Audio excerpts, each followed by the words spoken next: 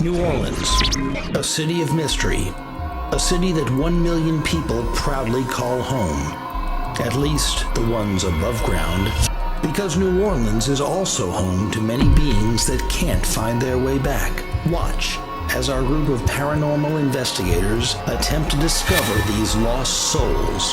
Join us as we explore New Orleans, the most haunted city in America.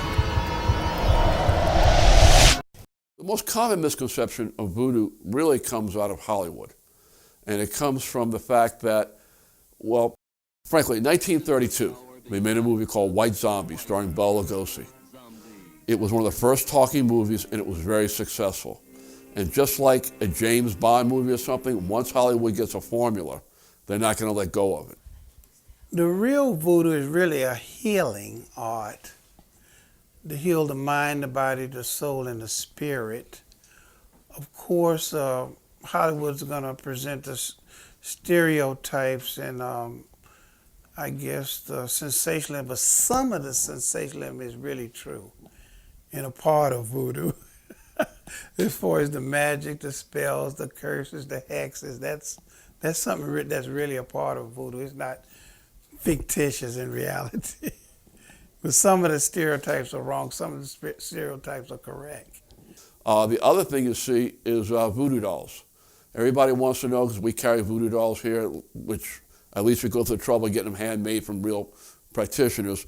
But they all ask, well, how does it work? You put the pin, you stick the pin in the side, and someone's side hurts, and you have to stop and explain. No, the purpose of the pin is to pin something to the doll, like a picture of the person, or the person's name, or something that's been in intimate contact with them, like a piece of their clothing. So the doll represents the person, and then you use the doll to communicate with the voodoo, with the spirit, to ask the spirit to intercede, to help them, usually in one of what I call 4 basic categories of gree-gree. Number 1 is for love. Make someone fall in love with you, make someone stay in love with you, make someone break up so they can fall in love with you. Number 2 is power and domination. That's mostly used by attorneys, believe it or not, because they don't know what a judge or jury is going to do when they go to court. The 3rd category is for luck and finance. That's mostly used by people who go to the casinos. And the 4th category is uncrossing. That's to undo when someone else has put a gree-gree on you, or it's also used for healing. One of the biggest misconceptions of voodoo is that it is a polytheistic tradition. It is not. It is a monotheistic tradition. We believe in one supreme God, the great creator of all.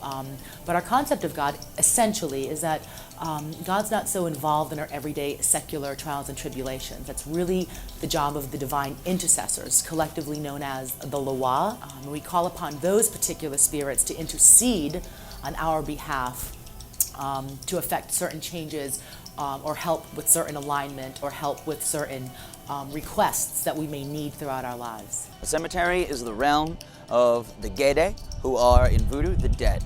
Their leader of the dead is the one Loa everyone knows, the skull with a top hat, wears the sunglasses, smokes a cigar. You might recognize him from James Bond movies or rock and roll covers. He's the Baron Samedi, Baron Saturday.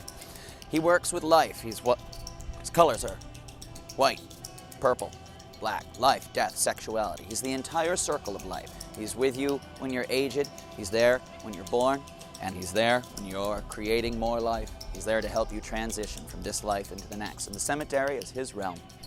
The crossroads of the cemetery is where you'll often find people working, invoking the Baron, the Gede, and through offerings, through ceremonies, offerings of rum, candy, cigars. His wants, needs, and desires are very earthly. He's very, very closely tied to us humans, and he's one of the most beloved of all the Loa. Papa Legba is the most powerful Loa in the tradition because he is the door opener, the divine messenger between us and the spirit world. So without petitioning him and appeasing him to open up the gates from this world to the spirit world, other spirits, in theory, don't step forward to intercede.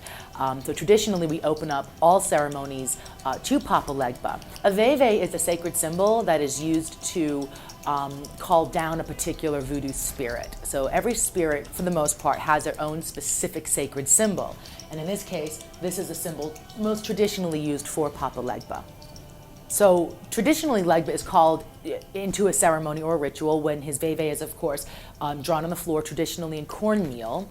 And then, of course, songs are sung to him, calling him down, welcoming him, asking him to open up the doors and the crossroads from this world to the spirit world to come join us in ceremony. And then he's honored and appeased with gifts or offerings, prayers.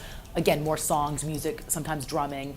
But he's fantastic at bringing forth the best alignment and the best road for you to walk down when you're looking for a massive change and or massive improvement or new situation in your life. Azuli Freda is the namesake of our store, of course, and she is the most beloved Loa of all. She is the Loa of love and passion, beauty and prosperity. So she's the most called upon Loa for the most part, because everybody calls upon her for loving relationships, drawing love, healing from love, reconciling with somebody that you love. So she has a lot of uses. She is the most expensive Loa to appease. She's often showered with the finest of everything, you know, fresh cut flowers and pink champagnes and beautiful cloths and silks and laces, jewelry. She loves jewelry, roses, of course, anything beautiful and decadent and sweet. She loves all of that. The Oguns of the tradition remove the serious obstacles out of your way. They're not frivolous, you know, spirits to work with. You really want to petition them when you have a serious issue.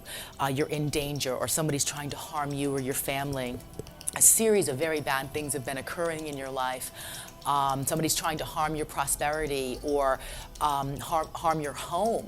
The Oguns are the ones who remove these serious negative issues and obstacles and problems out of your life. And they're the great protectors of your prosperity as well. So the Oguns are often called upon if you feel like you're in danger or you work possibly in an industry that puts you more at risk, such as the police or the military, soldiers, firemen, officers, pilots, anybody that really puts their life on the line. Their patron saint are typically the Oguns.